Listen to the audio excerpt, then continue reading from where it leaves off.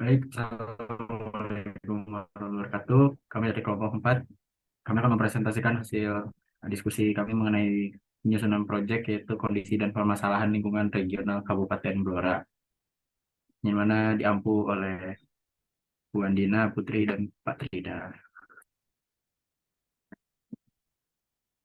Anggota kelompok kami ada saya sendiri Muhammad Reza Daputra Sarwono, lalu ada Kartika Indah Lestari, lalu ada Cynthia Egy Purwadi, lalu ada Fatia Zahrani, dan yang terakhir ada Mahendra Gunawan. Ada beberapa eh, poin yang kami akan sampaikan, ada mengenai wilayah administrasi Kabupaten Blora, lalu bentuk lahannya, lalu ada kondisi iklim dan cuaca, keadaan sosial Kabupaten Blora, dan terakhir permasalahan lingkungan yang terjadi di Kabupaten Blora. Yang pertama ada wilayah administrasi.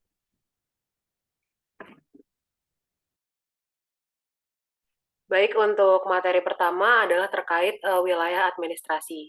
Next.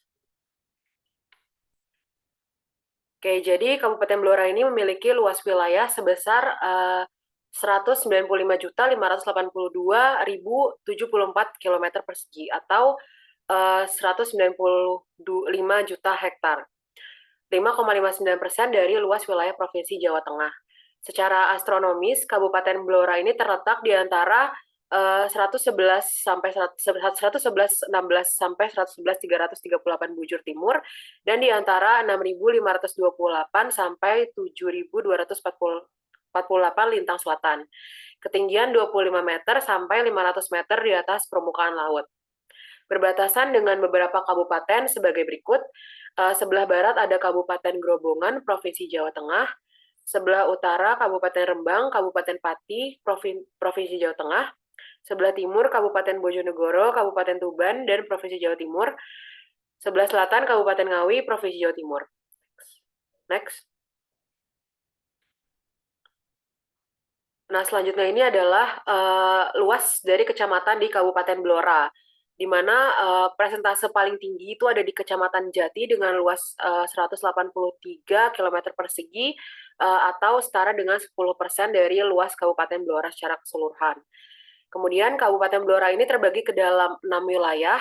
Yang pertama ada Blora Pusat, Kota Blora, Jepon, Tunjungan, Blora Barat, Kunduran dan Jati, Blora Timur, Bogorjo, Cepu, Jiken, dan Sambong, Blora Tengah, Ngawen, dan Banjarrejo, Blora Selatan, Kradenan, Randu Blatu, dan Kedung Tuban, Blora Utara, Todanan, dan Japah. Next. Selanjutnya, bentuk lahan yang ada di Kabupaten Blora. Bisa di next. Tekstur tanah di Kabupaten Blora sebagian besar memiliki tekstur sedang, yaitu sebesar 83,83%. Tanah yang memiliki tekstur halus sebesar 15,64%, dan kedalaman efektif tanah di wilayah Kabupaten Blora sebagian besar memiliki kedalaman lebih dari 90 cm seluas 114.962 hektar atau sebesar 63,15%. Nah, berdasarkan morfogeonnya, Kabupaten Blora terdiri atas 56% tanah grumosol, 39% mediteran, dan 5% aluvial. Nah, berdasarkan data spasial ekoregion Kabupaten Blora, Jawa Tengah,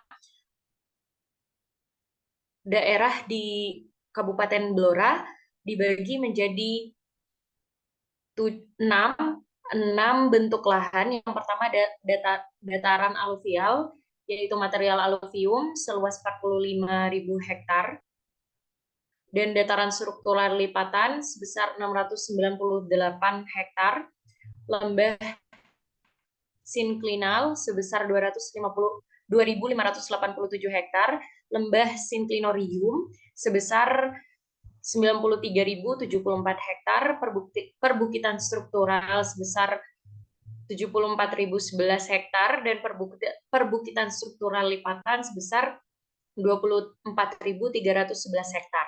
Next. Ditinjau dari ketinggiannya, Kabupaten Blora terbagi ke dalam 4 bagian, yaitu ketinggian 25-40 meter dari permukaan laut, itu ada di daerah Kunduran, Jati, Randu Blatung, dan Cepu, ketinggian 40-100 meter itu ada di daerah Keradenan dan Kedung Tuban, ketinggian 100 sampai 500 meter. Itu ada di daerah Todenan, Japah, Ngawen, Bogorejo, Sambong, Tunjungan, dan Jiken, ketinggian lebih dari 500 meter. Itu ada di Jepon dan Banjarjo. Berdasarkan peruntukannya, tutupan lahan di Kabupaten Blora tertinggi adalah kebun, yaitu seluas 77.590 hektar. Nah, berdasarkan data spasial, tutupan lahan Kabupaten Blora, Jawa Tengah terbagi atas air tawar, belukar atau semak, gedung, hutan, kebun, permukiman, rumput, sawah irigasi, sawah tada hujan, tanah berbatu, dan tegalan. Next.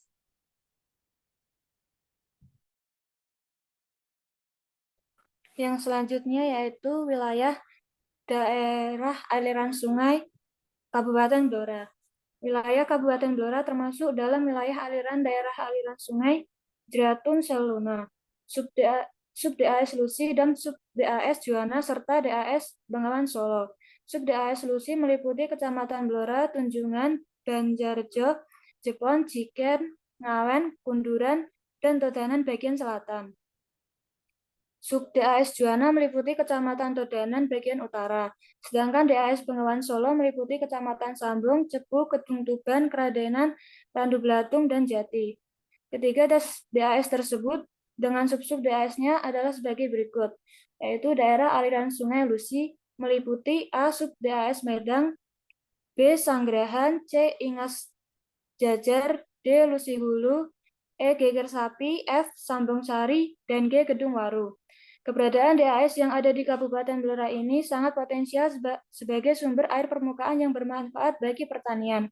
Sedangkan penggunaan air permukaan bagi kepentingan pertanian secara langsung adalah melalui sistem irigasi teknis maupun setengah teknis dan irigasi sederhana serta non-teknis. Next. Baik, selanjutnya kondisi iklim dan cuaca yang ada di Kabupaten Blora. Kabupaten Blora itu dikenal sebagai daerah yang memiliki curah hujan rendah dan sering mengalami kekeringan di musim kemarau. Curah hujan di Kabupaten Blora berada di antara 1.182 mm pada tahun 2016 sampai dengan 1.877 mm pada tahun 2020 dengan jumlah rata-rata hari hujan 113 hari, sedangkan kecepatan angin antara 10,52 km per jam sampai dengan 77 km per jam. Ini bisa dilihat dari data yang didapat dari weatherspark.com pada tahun 2020. Curah hujan yang cukup tinggi terjadi pada bulan Januari sekitar 304 mm dan curah hujan paling terendah terjadi di bulan Agustus yaitu sebesar 21 mm dikarenakan antara bulan Juni sampai Oktober mengalami musim kemarau. Dan musim panas di Kabupaten Blora selama 2 bulan lebih dari 21 Agustus sampai 1 November memiliki suhu tinggi harian rata-rata sebesar 33 derajat Celcius. Dan musim dingin maksudnya ini udara dingin yang berlangsung di Kabupaten Blora selama 3 bulan lebih dari 15 Desember sampai 18 Maret dengan udaranya mencapai 31 derajat Celcius. Di sini ada data yang didapat dari weathersparks.com juga. Bisa dilihat bahwa pada bulan September mengalami suhu tertinggi sebesar 34 derajat Celcius.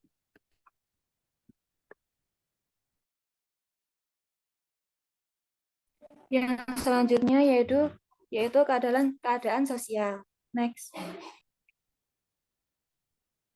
Jumlah penduduk Kabupaten Blora pada tahun 2020 menurut Dinas Kependudukan dan Pencatatan Sipil sebesar 938.814 jiwa, mengalami pertumbuhan sebesar 1,59% atau bertambah 40.708 jiwa bila dibandingkan dengan tahun 2019.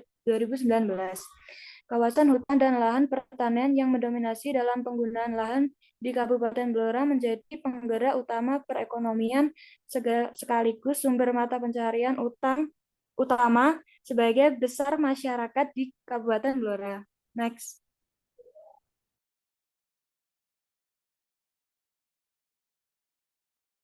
Oke, untuk selanjutnya adalah permasalahan lingkungan. Next. Yang pertama adalah rawan bencana. Di sini berdasarkan RT RW Kabupaten Blora, bencana alam yang dapat terjadi di wilayah Kabupaten Blora yaitu tanah longsor, banjir, kekeringan, dan angin topan.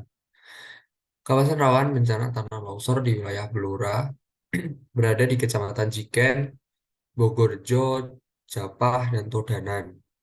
Untuk bencana banjir berada di daerah Kecamatan Cepu, Kedung Tuban, dan Kraden. Tentunya untuk kawasan kekeringan yang terjadi di daerah Blora hampir semua wilayah kecuali Kecamatan Kraden dan Todanan. Kawasan rawan angin topan di daerah Blora meliputi Kecamatan Jiken, Randu Blatung, dan Kedung Tuban. Di sini ada kerawanan bencana dan luas areanya. Untuk rawan bencana banjir itu luas areanya mencapai 222.284,95 hektar, sedangkan untuk rawan longsor mencapai 3.143,368 hektar. Next.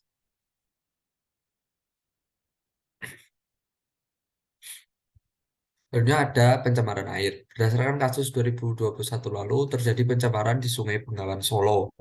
Penyebab terjadinya pencemaran air di Sungai Bengawan Solo ini diakibatkan karena aktivitas industri yang membuang limbah ke badan air dan diketahui bahwa industrinya ada industri yang memproduksi ciu atau alkohol.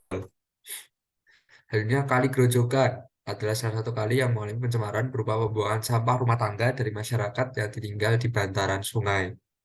Selanjutnya ada permasalahan mengenai ketersediaan dan kualitas air tanah. Dari hasil pemantauan kualitas air tanah mengalami penurunan yang disebabkan karena pencemaran air yang berasal dari aktivitas domestik. Penurunan kualitas air sungai dibarengi dengan penurunan kualitas air dengan tercemarnya air sungai, semakin terbatas pilihan untuk digunakan sebagai penyedia air minum bagi masyarakat. Karakteristik tanah yang ada juga mempengaruhi ketersediaan air. Selanjutnya ada alih fungsi lahan. Permasalahan yang pertama meliputi semakin banyaknya kebutuhan lahan akan kebutuhan pemukiman di Kabupaten Blora, di mana pada tahun 2016 luas lahan pemukiman mencapai 17.049.323, bertambah sekitar 2.912.332 hektar daripada tahun sebelumnya.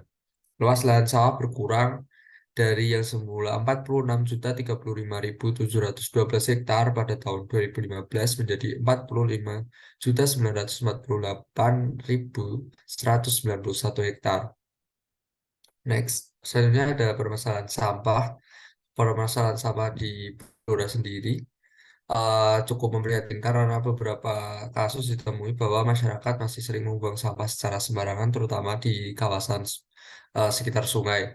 Oleh sebab itu, Kementerian PUPR membangun sanitary landfill pada TPA di kawasan Blora. Hal ini juga bertujuan untuk memperpanjang masa usia dari penampungan TPA tersebut. Next.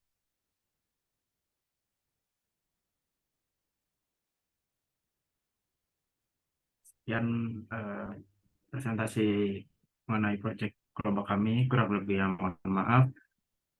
Wassalamualaikum warahmatullahi wabarakatuh.